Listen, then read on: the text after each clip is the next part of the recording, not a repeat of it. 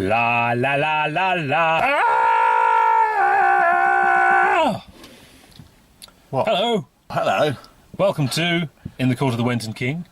Today we are doing something a bit different because we're on our way to some hypocritical, bloated, overpriced hypocrisy in the form of Roger Waters. But that's not why we're here, is it? Why we're here? We're on location to do a review of Physical Graffiti. Yes, Physical Graffiti. I think fantastic cover on vinyl. I think doesn't really work on CD though, I think, in my opinion. Indeed. Yeah. So Physical Graffiti. Physical Graffiti is significant because it's the fans' favourite. So the fans consider this to be their best album. It's very highly regarded. However, it doesn't have the immediacy of 2 and 4. It is more subtle than that, and for that reason, it's not recommended as a starting point for Zepp. And it is a double. It's a double because they had a whole load of material which they'd already recorded over a few years, and put it all together on the album. So you're saying that this isn't a good starting point for Led Zeppelin? No, That was exactly the opposite of what I thought. You thought it was good? I thought it was a really good. Interesting, yeah. I mean, I feel it's too subtle. I think, 2 particularly is very direct, so you'll get it straight away.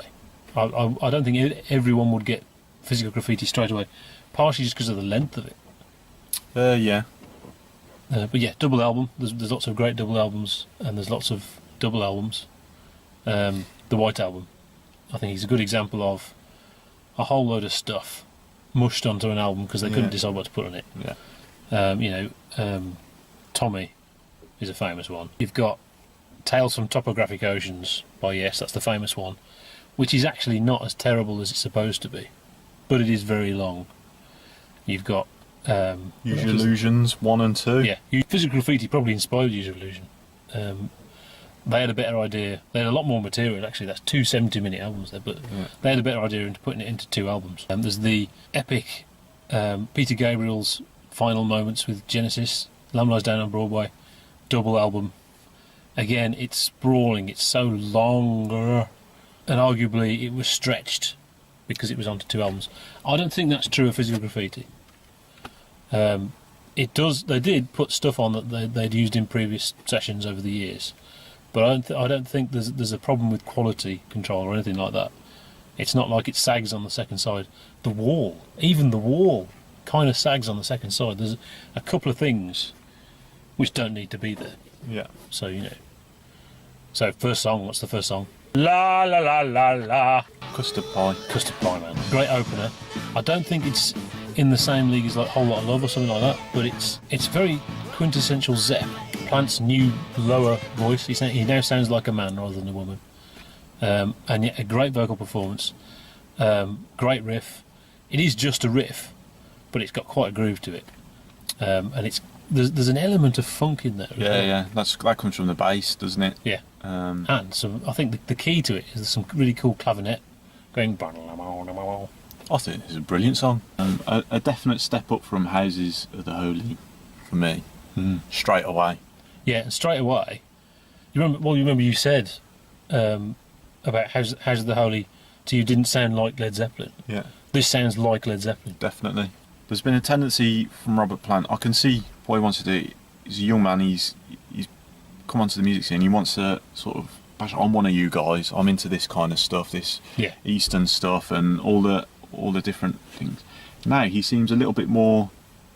He seems a little bit more sure of himself. Yeah, he's with himself. He knows what he's doing. He knows who he is. And as a result, the song sounds balanced. Yeah, bits of lyrics inspired by Robert Johnson, amongst others. It's a song to motivate you to put the album on. It is. Yeah, great opener.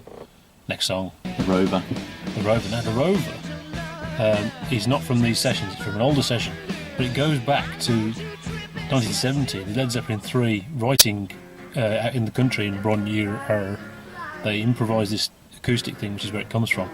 They recorded it, and this is the weirdest thing. They recorded this during Houses of the Holy. They had recorded the song. They had the song ready on Houses of the Holy, and they didn't use it. That's a testament to how sure they were of what they were doing. And that seems weird with what, the crunge and whatever on Houses of the Holy, that they didn't use this awesome, epic, but straight rock song with grinding riff and wonderful epic chorus and lovely guitar solo and whatever. My feelings about it are probably not as strong as yours. I think it suffers a little bit in the sense that it's bracketed by two really good songs. So it's standing. You've got to compare it against something that's quite good, yeah. Yeah. And I think it suffers a little bit from that. And also, I think the start of the song's quite weak. I've had the album playing and I've come into the room in the middle. I thought, that's quite good. Yeah. A better impression than if I've listened to it from the start. And I think it just suffers a little bit. That's interesting. And the sort of clunky starting. Yeah. So next song. In My Time of Dying. In My Time of Dying. Based on a traditional, I don't know if it's really traditional, song. It's not clear who originally wrote it. It's one of those things where people were nicking from each other in the 1920s. Compared to how Led Zeppelin did it on sort of Led Zeppelin 1 and 2, where they were taking stuff from the blues and appropriating it, they've got better at that now. So they take a classic, traditional concept and do the Zeppelin thing on it. And here they've done that very successfully. I think I was listening to the old versions of this song. I was very impressed with the Dylan version. It's brilliant. But this isn't just that song. This is this huge epic blues slide guitar solos thing. You could argue it goes on a bit because it's not a big prog composition. It is just a bluesy song and it goes on for a long time. But it is segmented, isn't it? Yeah. And it's another one that you could, exemplifies Led Zeppelin. Okay. Next song. Houses of the Holy. Houses of the Holy. Now, Houses of the Holy, I think, it's a tricky one because this was left off the album Houses of the Holy. This was the title track. And you can understand them leaving it off because it doesn't make anyone think, whoa, what was that? It suffers from where it is on the album, I think, in that what's around it is awesome. Certainly the weakest song on the first album. It's a much better groove, much better riff and playing than it is a song.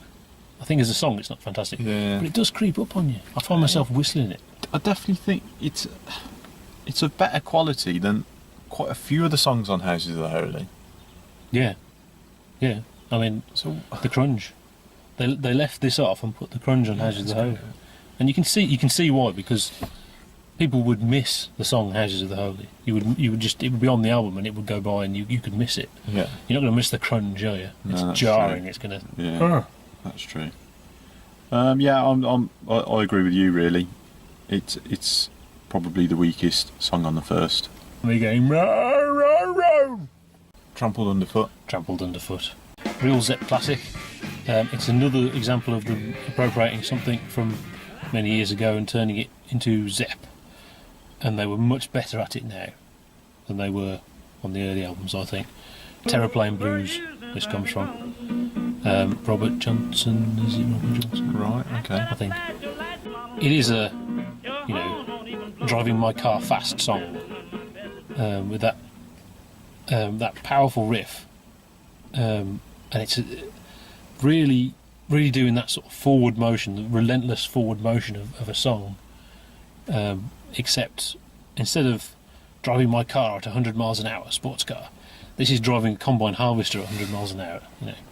It's a cutting riff and fantastic keyboards from John Paul Jones. Yeah, this is interesting because you haven't said the one word which I associate with this song. Is funk. It sounds quite funky to me. It's funky. Yeah. And I tell you what, this compared to the crunge, Yes. it's something else completely. Yes. This is a really good song. Yeah. It really gets you going. And it's not funky in the sense of something you maybe consider Jamiroquai funky. Yeah. You've got the musical arrangement is quite funky. Yeah. But it's like Robert Plant is singing through the beats rather than accentuating the beats. Yeah. And it works well. It really does work well. Doesn't it? Yeah. I think. Whereas the crunge is contrived. They said, right, let's do funk now. Yeah. This is now how they've absorbed funk into the Led Zeppelin sound. Trampled Underfoot is the sort of classic example of that. I was quite offended by the crunch and Jamaica on House of the Holy, and this song made me change my mind completely. Exactly. Very bushy eyebrow man. Hello. Right, and finally we get to the end of the first record, the first disc. This song would have been track 1 on Led 2 or that era of Led Zeppelin. It probably would have been, you're right, Because it's got that catchy sort of riff, yeah. Yeah. Their second most famous song? Do you think it's their second most famous song? I'm not sure about this. I think it's famous, more famous now than it was, say, 10 years ago. Yes. I think there were a lot of people who recognise the riff. It's the riff, isn't it? But wouldn't have necessarily known that it was from a Led Zeppelin song. Yeah, that's what I'm thinking. I think you've got A Whole Lot of Love and you've got Stairway to Heaven. Everybody knows those songs. They know they're Led Zeppelin, but everybody knows that riff more than they know the song. Yeah. Like Smoke on the Water. Yeah. To compare this to Smoke on the Water, though, is wrong. It's definitely wrong to do that because, well, before we get critical on it, this is, in a way, it's Led Zeppelin at their best. It's created from this guitar cycle, something Jimmy Page was doing for composition. So it is really quite unique like that. It takes all this Moroccan influence and the Eastern stuff, and to say they just invented the sort of classic rock Indian scaled harmonic minor epic does it a disservice. Really, it is an incredible composition. It's so unique. In that and the way, but also it rocks. It drives along. In a way, it's about the drums. In that sense, written, inspired by them driving through Morocco. And if you go south from Morocco, supposedly there's this road, and there's just mountains on one side, mountains on the other, road, and nothing. And why is it so universally liked? It's part of the human condition. This sort of sense of adventure. That's what Kashmir is, that sense of adventure. However, I would say, and I thought this from when I was very young, it seems to be not finished. It's only about 9 minutes long, isn't it? Something like that, 8 or 9 minutes. And I think they struggled. It was a very, very complex thing to construct. It's kind of Led Zeppelin at their most sophisticated in a way because it's such a weird chords and stuff. But I think it needs a beginning. It needs a quite bit at the start. It needs a quite bit in the middle, or a solo section or something. Obviously, the song is supposed to be continuous forward motion driving stuff, but I think I was vindicated on thinking that when Page and Plant did their version of it, and I think they kind of finished it off. They had the first bit was quiet, and then they had a Moroccan orchestra, and they had a violin solo and all that in the middle. And it feels to me it should be about 15 minutes, and it's trimmed. Yeah. That's what it feels like to me. But that's just my weird opinion. I was actually quite surprised about this because I've heard Kashmir quite a lot, but I think I've heard it live more than I have the album version. Right, yeah. And it feels to me that the album version drags its feet a little bit. In the sense that it doesn't feel sharp and... It's not heavy. No. It's not. It's weird, isn't it? It's not heavy at all. It's majestic and big. That riff that's known for being so heavy is not heavy here, and the guitar is very low in the mix. Yeah, it's something that if you're playing, people know. Oh, fucking hell, it's Kashmir. Yeah, that's a good track. Yeah. I enjoy listening to it, but for me, I think we've had better songs. I think I agree. Yeah. The problem is because I think I heard this song too early, too young, so I know it's there, I know it's good, but I don't really enjoy it as much as some of the other songs on this album. Yeah. So I'd agree with that. Yeah. Because everybody knows it's good, it's Kashmir. It's like Step to Heaven, it's got that same problem in that it's so... It's more accessible than Stairway to Heaven. It is, yeah. Yeah, you're right, yeah. It's more immediately enjoyable. Probably more of a musical achievement in a way, Stairway. Stairway is more obvious. But it's Zeppelin. good that in the sense that it has that immediacy which you would associate with, say, a pop song, but it is vastly more sophisticated than a pop song. Yeah. And to get those two things to work together is as you say, an achievement. Right,